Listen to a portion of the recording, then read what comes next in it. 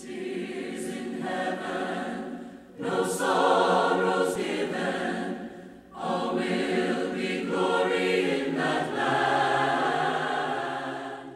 We could have kept on singing all night, it would have been okay with me. All right, so I enjoy good singing whenever I can get to it. It's a pleasure to be here with you and to just have some time of fellowship with brothers and sisters. Amen? Amen. Let me jump right in and somehow that, so here our theme, at least for this evening, is God first and family forever. All right? God fully intended from the very beginning that when He so created us, that He would be the very center of our lives, and as such, that we would give birth to families, and we would be able to have those families in very precious and tender ways forever. So that is what our theme is for this evening. But before I get into the material, let me say thank you. Thank you very kindly to you as a congregation. Thank you very kindly for the kind invitation and the way that you're taking care of my wife and I, Gay. Now, Gay is my wife right here. I'm glad she's here. Had to take a half day off from work today so we could leave in sufficient time to get here. And so I'm grateful because it's one thing to be able to facilitate a workshop for a weekend, a seminar about marriage and family, then your wife not be there, right? So we needed to hang back a little while this morning because I structured my schedule at Miami-Dade and Kaiser University in such a way that I can have Fridays free, okay? To be able to have Fridays free, and it's one of the great privileges of being a college professor. So I'm grateful that Gay is here, my wife of 31 years, and if I had it to do all over again, it would be another 31 plus 31 plus 31. But I don't think she's going to make it, so. That's messed up, man. That is just messed up. As I say to my students, you know, statistics are such that women tend to outlive men, right? And so, yes, it's true that I have a doctorate degree, but I think my wife is the educated one because she has me heavily insured. So she's really the smart one. Let me say a special thank you to my dear friends in the persons of Eric and Pauline. And I was doing the math as I was kind of coming up from Fort Lauderdale. Pauline, I think it's been 40 years? 40 years. I met her when she was just a girl, right? Yeah, I mean, I don't think she was 16 years of age yet, and this is 2017, so that would make 40 years, right? That would make 40 years. And then, of course, Eric came along several years later, and we just have had a great time in fellowship ever since we met. It is always good. It is always good to be in the presence of brothers and sisters, and certainly in the house of God, amen. Thank you so much for your kind invitation. I hope at the end of this week or this weekend, whatever is shared, that you would find not only fulfilling and satisfying, but you would find it spiritually uplifting. And if you don't, I'm leaving anyway, right? So I'll be gone. But I prepared the materials in such a way that I believe that not only will you get a lot from what science and scholars have prepared for us, but more so, you would get even greater benefit from what thus said the Lord. That's really my objective as we move throughout the course of this weekend. Having said that, let me extend the invitation for you, please, to email me or text me, because this is going to be quite interactive. I'm going to be asking questions, and you should feel free to raise your hand and interrupt anytime you feel the need to ask a question. So if you don't want to just outright ask a question, then please text me. On my cell phone, I left it in the truck, so text me anytime. But please do text me if there's a question that you do not want to ask in the open, and that would be addressed. Feel free during this weekend and any time thereafter this weekend to email me, call me, text me if you have questions, because I believe in building relationships. And so this weekend is but the beginning of a lifelong relationship. Please do not hesitate to reach out to me if there's any way that Gay and I can minister to you. So we focus this evening particularly on the sacred and the secular. Now for me this is super important to talk about this mix of the sacred and the secular. Because as much as we are the children of God, as much as we're the disciples of Christ, we do live in this earthly realm, amen? And so there are things about the secular that we certainly need to address. And I think one of the things that we can really have an appreciation for is what a whole lot of psychology and anthropology and other kinds of G's have to say, and really kind of compare that to what the greatest G of all has to say. That would be our God, our Father, amen? And so that's exactly what we're trying to accomplish here when we talk about the sacred and the secular. Our goal, our overarching goal this evening is to distinguish between sacred and secular views of family. If you haven't been paying attention for the past, from creation, there are different views on family. There is a sacred view and there is a secular view. And I stopped by this evening to say to you that there are times when we do not pay sufficient attention, that we allow the secular to be the way that we really should be behaving rather than the way we ought to behave according to the sacred view. So, now, does it mean that everything that is sacred or secular is bad? No. So, let's begin with our objectives here for this evening. So, first of all, our objective here is to emphasize the principles and values of the sacred perspective. The question is, what does sacred mean? I'll tell you that in just a minute. And then, second of all, I want to show how secular views of family have changed over time. But in each instance, really has failed us. The secular view of family really hasn't served us well.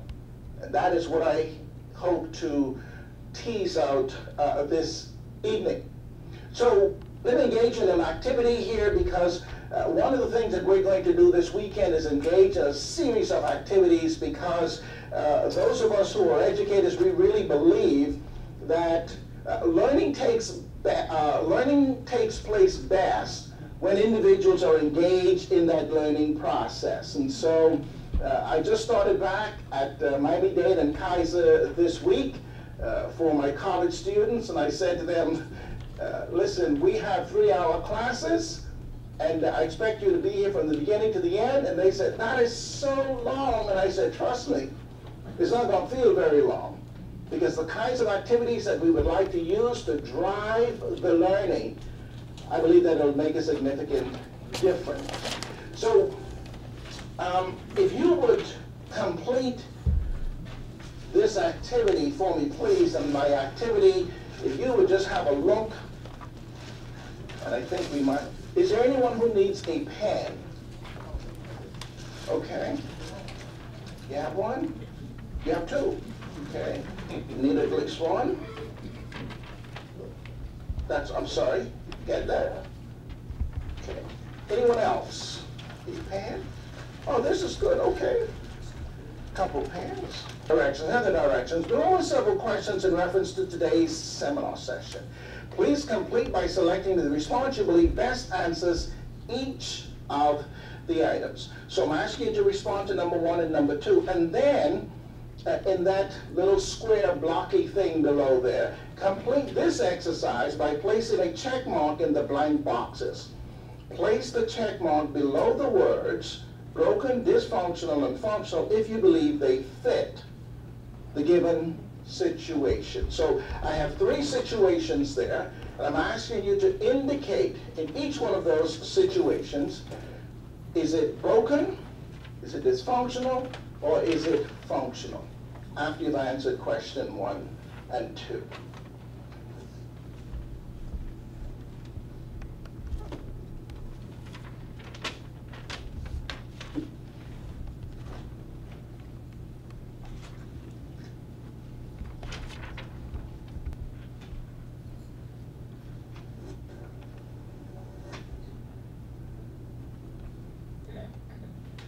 and do that. If you're done with that, just tuck that away for a minute, because now I want to ask this question.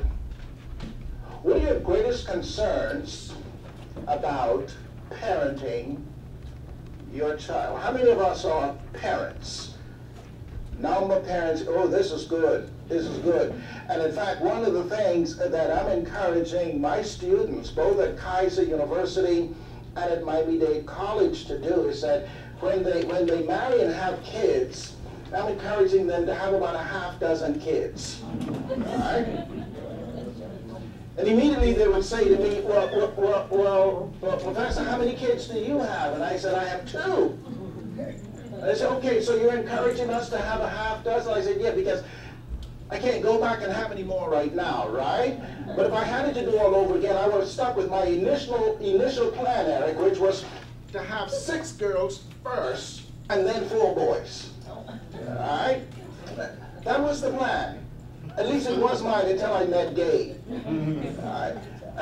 But having raised 2 beautiful daughters who are also pretty. Let me say that again. 2 beautiful daughters who are also pretty. Right? And you will hear me refer to them that way throughout the weekend, because what's most important to me about my girls is that they have an awesome respect for God, first and foremost. That's beauty. That's beauty. And then, if they're pretty, that's good, too. But whether or not they're pretty, I want them to be beautiful. Now, once again, what I often say is that they are beautiful and pretty. They're beautiful because of their God, then they're pretty because of their mama. And my students will often ask, well, what do you contribute? I say, well, let's move along.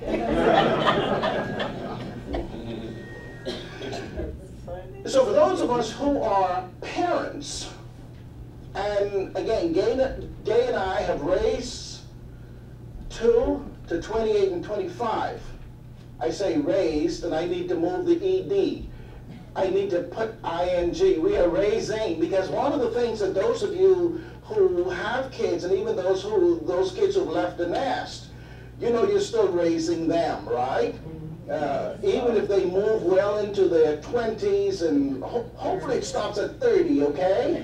Please, at 30 it stops. What concerns do you have about parenting your child? If any. Yes, ma'am. Failing as a parent. Ah, I am so glad you are here, because I will do my best to convince you that it's almost impossible for you to fail.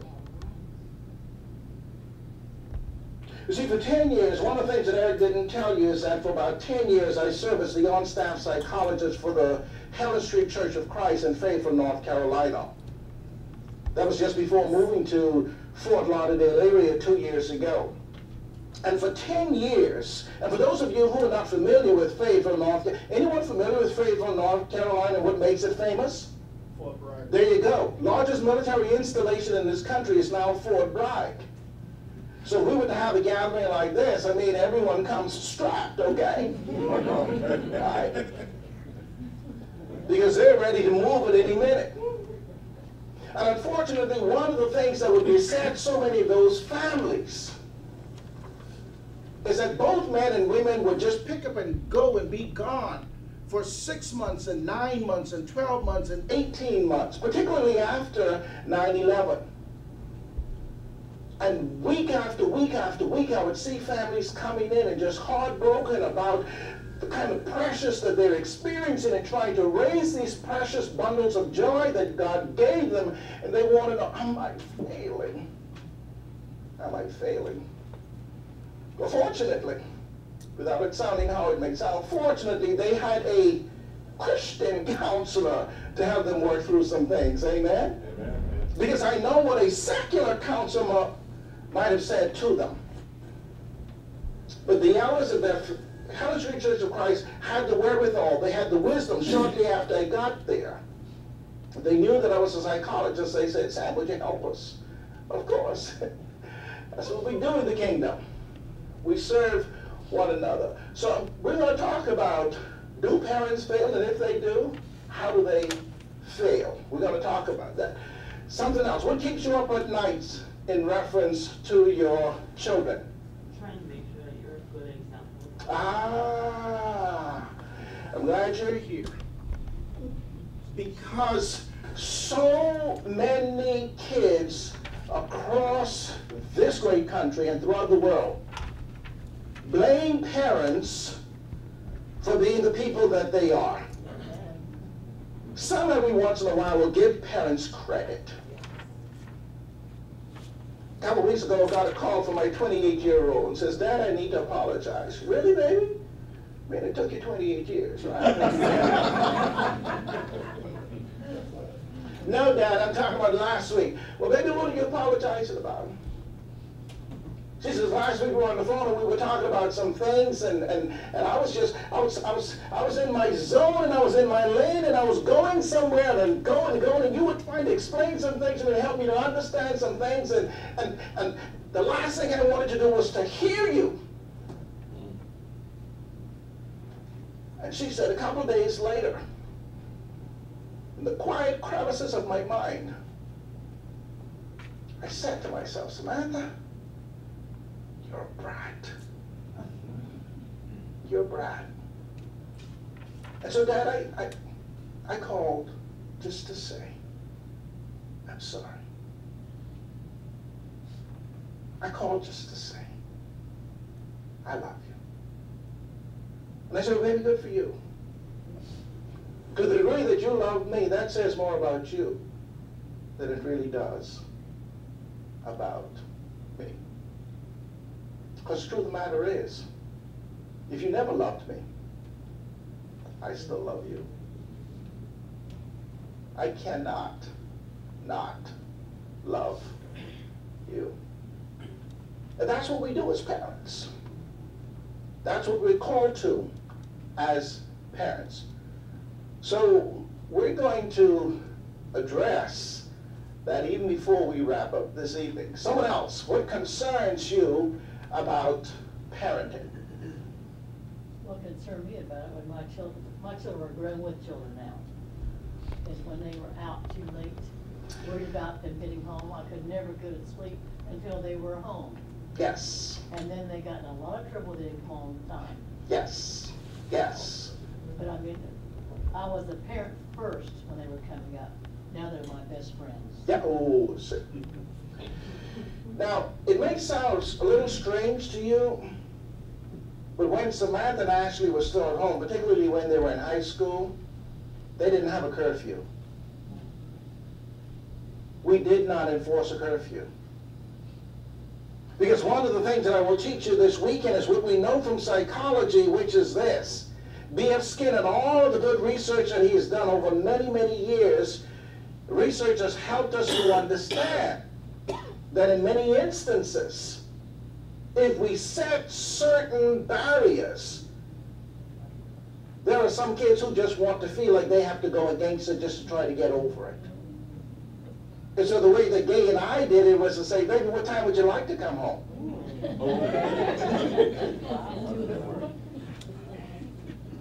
And there were times they came home at 2. But Dad was sitting up. Dad was sitting up. And once they came home at 2, baby, how you doing? Dad, I'm good. All right, good. Get some rest. I'll see you tomorrow. Yes. I'm not one who believes very strongly in these tight policing of children. Up to a certain age, yes. Absolutely. Absolutely.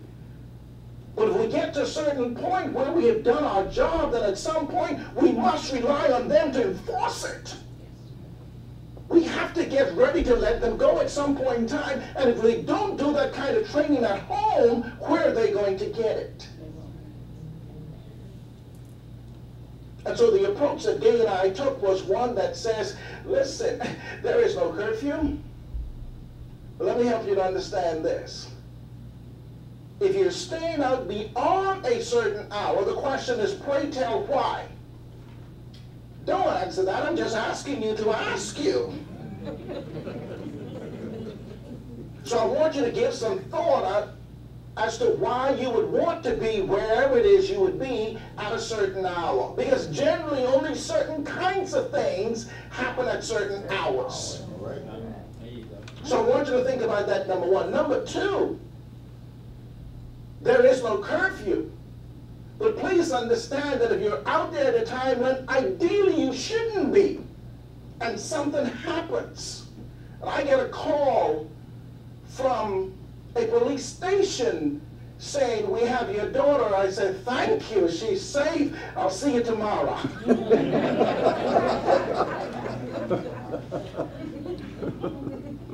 One of the hardest things to do, is to allow our children to come into their own. Now, I'm not suggesting even in the least that we should allow our children to grow up like wild weeds. Not even in the least. No more than God allows us to grow up as wild weeds. I mean, that's what the book of Hebrews is all about. The discipline that we need and how He, in fact, would discipline us. So my girls were disciplined. They were disciplined. But now that they're living their own lives in Nashville, Tennessee, quite frankly, I go to bed with peace of mind. Now, am I prayerful that they will always do what is right and that they will always be protected? Absolutely. But I never go to bed with any major concern about getting a call about them being in a place that they shouldn't be at a time that they shouldn't be with someone or a group of people that they shouldn't be. Those days are done for me. Now, can it still happen? Absolutely. Satan is busy. Satan is busy. But I'm telling you, one of the things I learned from psychology, it helped me so much better to understand the book of Hebrews when God talks about, hey, I will discipline you. And so we're going to talk about discipline because one of the things that I did not believe in too much and still don't today is beatings and spankings. One of the things we know to be true is punishment works, but only in the short run. Only in the short run. Punishment does not work in the long run. Because whatever the punishment is, the punishment has to be in place forever and ever in order for it to truly be effective. Truly be effective. And so one of the ways that we raised our girls was not so much to punish what we didn't want them to do. What we did was to reinforce the things we wanted them to do. Just like that, a flip of the switch made a huge, huge difference, right? So I'm going to share some things with you about how you can be successful with that, raising these precious bundles of joy to be the men and women that you would ideally like for them to be. It's a joy to have kids. The psalmist says so. Like a quiver full of arrows. Go and get yours and fill them up. All right? What else concerns you about parenting your children? Yes. I was going to mention the spanking because I have twins that are 6. And I believe in not spanking them. And as they've gotten older, I recently started because when my ear told me that's kind of what I need to do to get them under control. And I was just talking to a friend because every day it's in my head. That's not what I want to do. Right. And being a single parent now, I am finding ways and frustrated and raising my voice and doing this because they are free-spirited. Yes. So I'm trying to find the right way to really get them to listen and following other adults or people telling me that I need to do that. And spanking doesn't work alone and talking doesn't work alone. You need to do both. And they're 6 and full of energy. And I want to give them freedom to be able to grow and understand right from wrong and make their decisions. And I'm trying to find my way. That's what they want. I'm glad you're here. I'm glad you're here. I remember around about 1993, 94. My Samantha was about four at the time. And my mom and dad had come to Philadelphia. That's where Gay and I lived. When we left the Bahamas in 1989, we moved to Philadelphia so I could attend school. And when we moved there, she was pregnant at the time, and so we'd gone back home after the first semester, gave birth to Samantha, and came back the following semester. So a couple of years later, my parents, they come to visit, and on one occasion, Samantha's doing something, and I'm aware of what she's doing, but I'm kind of ignoring it to a certain degree. To which my dad responded, "Boy, take that in hand." Not today. Not today. And so I said to my dad, who I actually grew up in fear of. Right? The Dawkins, they know my dad. Still serve as an elder at the Highbury Park Church of Christ for over 50 years. Longest serving elder in all of the Caribbean region. Wonderful, wonderful, wonderful man. We'll celebrate 81 years of life January 28th of next year. But my dad was a hard man. He was hard partially because of the way he grew up. His dad was alcoholic, so he grew up extremely, extremely poor as a single child. He was what we call the outside child. In the islands, we talk about the outside child. You know, that's when you give birth to someone who was not a part of that nuclear family. Well, he was it. And his mom, during his childhood, didn't get around very well because she was ill. And so my dad had to fight for everything he got in his early years. And my siblings and I, we grew up, I mean, chalk lines. It was razor thin, but you walked that. You walked that. And so he said to me, "Boy, take that in hand." And Boy did not respond to that very well, because Boy had his own ideas of how to do some things. And it was very difficult for me at the time to look my dad in the eye and say to him, "You had your turn. It's now mine." And it was a very, very challenging time for me, because I recognized that the way that I was raised, I wanted to raise my children, and Samantha was the only one at the time, I wanted to raise her a little bit different. So my dad was accustomed to that type being in control, and I was accustomed to having been controlled, and I needed to shake some of that stuff off of me, all right? And eventually I have, and so my girls have been raised very differently, very free-spirited. And Gay likes to refer to them as one is chalk and one is cheese, because although they were raised by the same parents in the same home, they're just very different. Part of that is their personality, which they inherited. We'll talk about that too. My point to you is very simply this. Whether you spank or don't spank isn't overly important. Yeah. Whether you spank or don't spank isn't overly important. Here's what's important. You have to be convinced of which one you're going to use. Wait a minute. It's a Bible principle. Any man who's of a double mind is not stable and is blown to and forth. And if you are not convinced of what it is you're going to do, trust me, your boys know it. They knew it well before 6. Well before 6. So you have to decide what it is you want to do, and then educate yourself about how best to do that. There is no one best way to raise children other than raising them in the Spirit of God. Amen? And I know we like to use Proverbs, spare the rod, spoil the child. I believe in it fully. Believe in it fully. But exactly what rod, where and when, and how. And so you have to be clear about what. I was very clear that my girls were not going to grow up in fear of me. They were going to grow up to respect me. Stop by this evening to say, if only in my own mind, my girls have an awesome respect for me and their mama. How do I know? Dad, I called to apologize. Dad, I'm sorry. And there have been instances where both of them have done that. Both of my girls. They've called to say, Dad, I'm sorry. Mom, I'm sorry. Thank you, Mom.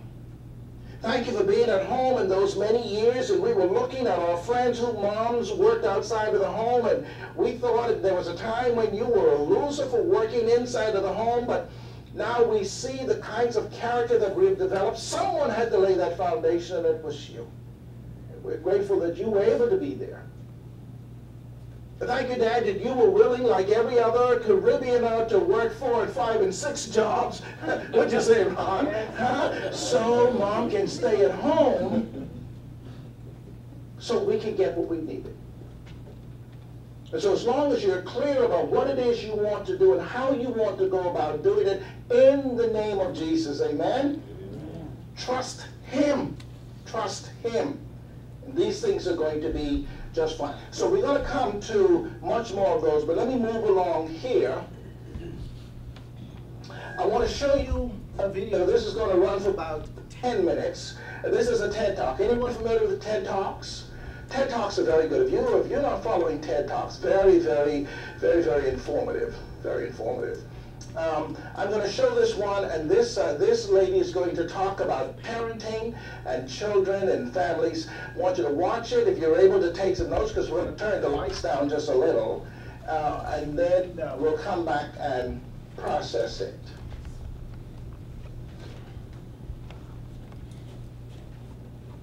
Thank you.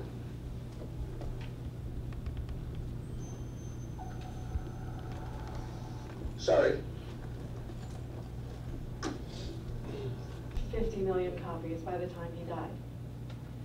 Today, I, as the mother of a 6-year-old, walk into Barnes & Noble and see this. And it is amazing, the variety that one finds on those shelves. There are guides to raising a eco-friendly kid, a gluten-free kid, a disease-proof kid, which, if you ask me, is a little bit creepy. There are guides to raising a bilingual kid, even if you only speak one language at home. There are guides to raising a financially savvy kid, and a science-minded kid, and a kid who is a whiz at yoga. Short of teaching your toddler how to defuse a nuclear bomb, there is pretty much a guide to everything. All of these books are well-intentioned. I am sure that many of them are great. But taken together, I am sorry. I do not see help when I look at that shelf. I see anxiety. I see a giant candy-colored monument to our collective panic. And it makes me want to know, why is it that raising our children is associated with so much anguish and so much confusion? Why is it that we are at 6s and 7s about the one thing human beings have been doing successfully for millennia, long before parenting message boards and peer-reviewed studies came along? Why is it that so many mothers and fathers experience parenthood as a kind of crisis? Crisis might seem like a strong word, but there's data suggesting it probably isn't. There was, in fact, a paper of just this very name, Parenthood as Crisis, published in 1957. And in the 50-plus years since, there has been plenty of scholarship documenting a pretty clear pattern of parental anguish. Parents experience more stress than non-parents. Their marital satisfaction is lower. There have been a number of studies looking at how parents feel when they're spending time with their kids. And the answer often is not so great. Last year, I spoke with a researcher named Matthew Killingsworth, who is doing a very, very imaginative project that tracks people's happiness. And here is what he told me he found. Interacting with your friends is better than interacting with your spouse, which is better than interacting with other relatives, which is better than interacting with acquaintances, which is better than interacting with parents, which is better than interacting with children, who are on par with strangers.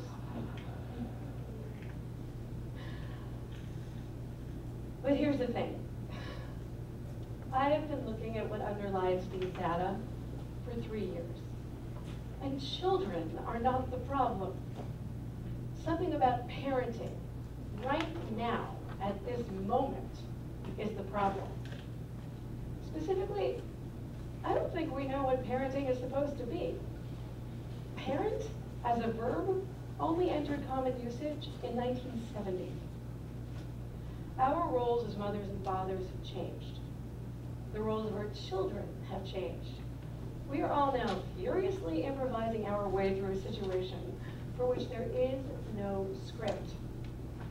And if you're an amazing jazz musician, then improv is great. But for the rest of us, it can kind of feel like a crisis. So, how do we get it? How is it that we are all now navigating a child-rearing universe without any norms to guide us? Well, for starters, there's been a major historical change.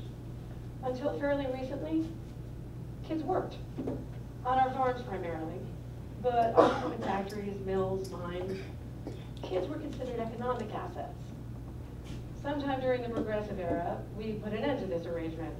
We recognized kids had rights, we banned child labor, we focused on education instead, and school became a child's new work. And thank God it did. But that only made a parent's role more confusing in a way. The old arrangement might not have been particularly ethical, but it was reciprocal. We provided food, clothing, shelter, and moral instruction to our kids, and they, in return, provided income. Once kids stopped working, the economics of parenting changed. Kids became, in the words of one brilliant, if totally ruthless sociologist, economically worthless but emotionally priceless. Rather than them working for us, we began to work for them. Because within only a matter of decades, it became clear, if we wanted our kids to succeed, school was not enough. Today, extracurricular activities are a kid's new work. But that's work for us too, because we are the ones driving them to soccer practice. Massive piles of homework are a kid's new work. But that's also work for us because we have to check it.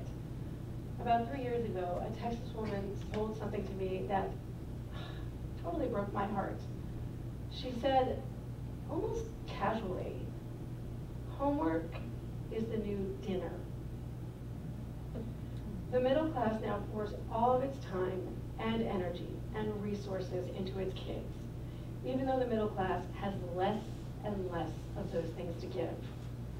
Mothers now spend more time with their children than they did in 1965, when most women were not even in the workforce. It would probably be easier for parents to do their new roles if they knew what they were preparing their kids for. This is yet another thing that makes modern parenting so very confounding. We have no clue what portion of our wisdom, if any, is of use to our kids. The world is changing so rapidly, it's impossible to say. This was true even when I was young. When I was a kid, high school specifically, I was told that I would be at sea in the new global economy if I did not know Japanese. And with all due respect to the Japanese, it didn't turn out that way. Now there is a certain kind of middle-class parent that is obsessed with teaching their kids Mandarin. And maybe they're onto something, but we cannot know for sure. So, absent being able to anticipate the future, what we all do as good parents is try and prepare our kids for every possible kind of future, hoping that just one of our efforts will pay off. We teach our kids chess, thinking maybe they will need analytical skills. We sign them up for team sports, thinking maybe they will need collaborative skills, you know, for when they go to Harvard Business School. We try and teach them to be financially savvy and science-minded and eco-friendly and gluten-free. Though now is probably a good time to tell you that I was not eco-friendly and gluten-free as a child. I ate jars of pureed macaroni and beef. And you know what? I'm doing okay. I pay my taxes. I hold down a steady job. I was even invited to speak at TED. But the presumption now is that what was good enough for me, or for my folks for that matter, isn't good enough anymore.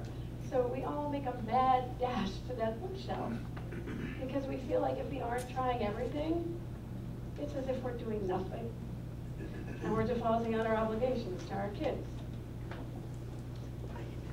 So it's hard enough to navigate our new roles as mothers and fathers. Now add to this problem something else. We are also navigating new roles as husbands and wives because most women today are in the workforce.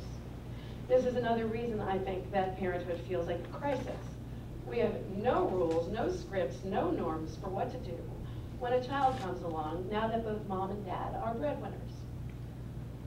The writer Michael Lewis once put this very, very well. He said that the surest way for a couple to start fighting is for them to go out to dinner with another couple whose division of labor is ever so slightly different from theirs.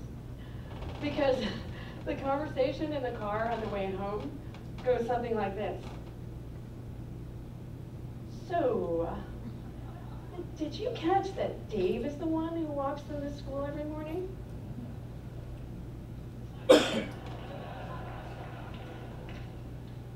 Without script telling us who does what in this brave new world, couples fight. And both mothers and fathers each have their legitimate gripes. Mothers are much more likely to be multitasking when they are at home, and fathers, when they are at home, are much more likely to be monotasking. Find a guy at home, and odds are he is doing just one thing at a time. In fact, UCLA recently did a study looking at the most common configuration of family members in middle-class homes. Guess what it was? Dad in a room by himself. According to the American Time Use Survey, mothers still do twice as much childcare as fathers, which is better than it was in Irma Bombeck's day. But I still think that something she wrote is highly relevant. I have not been alone in the bathroom since October.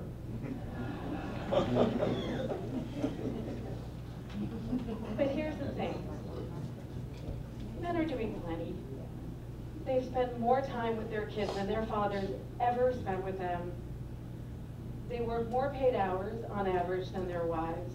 And they genuinely want to be good, involved dads. Today, it is fathers, not mothers, who report the most work-life conflict. Either way, by the way, if you think it's hard for traditional families to sort out these new roles, just imagine what it's like now for non-traditional families.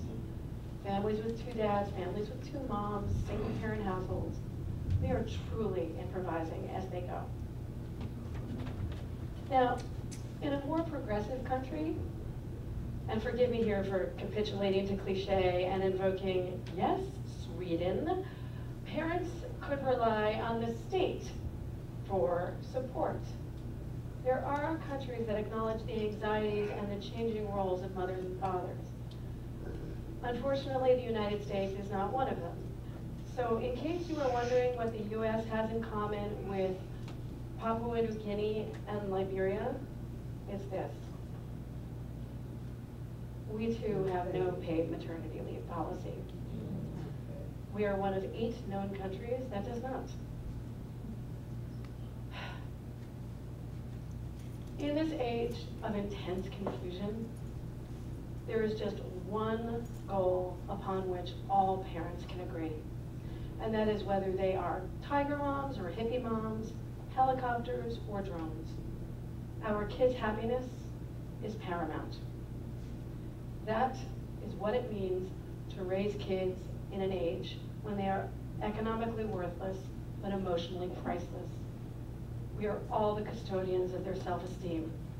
The one mantra no parent ever questions is, all I want is for my children to be happy. And don't get me wrong, I think happiness is a wonderful goal for a child, but it is a very elusive one. happiness and self-confidence. Teaching children that is not like teaching them how to plow a field. It's not like teaching them how to ride a bike. There's no curriculum for it. Happiness and self-confidence can be the byproducts of other things, but they cannot really be goals unto themselves. A child's happiness is a very unfair burden to place on a parent. And happiness is an even more unfair burden to place on a kid. And I have to tell you, I think it leads to some very strange excesses. We are now so anxious to protect our kids from the world's ugliness that we shield them from Sesame Street. I wish I could say I was kidding about this, but if you go out and you buy the first few episodes of Sesame Street on DVD, as I did, out of nostalgia, you will find a warning at the beginning saying that the content is not suitable for children. Can I just repeat that? The content of the original Sesame Street is not suitable for children.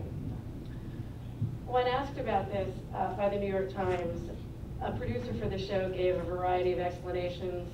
One was that Cookie Monster smoked a pipe in one skit and then swallowed it, bad modeling, I don't know. But the thing that stuck with me is she said that she didn't know whether Oscar the Grouch could be invented today because he was too depressive. I cannot tell you how much this distresses me. You are looking at a woman who has a periodic table of the Muppets hanging from her cubicle wall. The offending Muppet, right there. That's my son, the day he was born. I was high as a kite on morphine. I had had an unexpected C-section. But even in my opiate haze, I managed to have one very clear thought the first time I held him. I whispered it into his ear.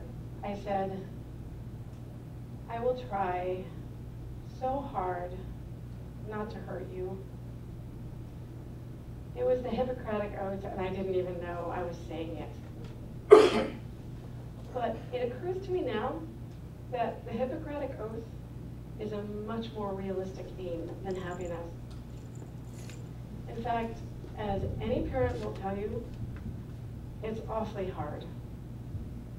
All of us have said or done hurtful things that we wish to God we could take back.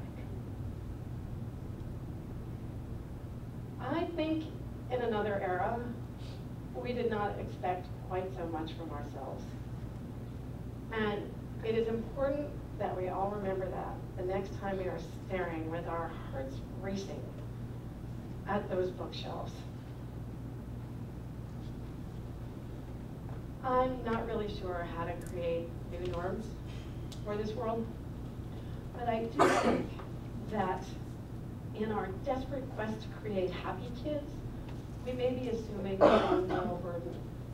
It strikes me as a better goal, and dare I say a more virtuous one, to focus on making productive kids and moral kids, and to simply hope that happiness will come to them by virtue of the good that they do, and their accomplishments, and the love that they feel from us. That, anyway, is one response to having no script. Absent having new scripts, we just follow the oldest ones in the book. Decency, a work ethic, love, and let happiness and self-esteem take care of themselves. I think if we all did that, kids would still be all right, and so would their parents. Possibly, in both cases, even better.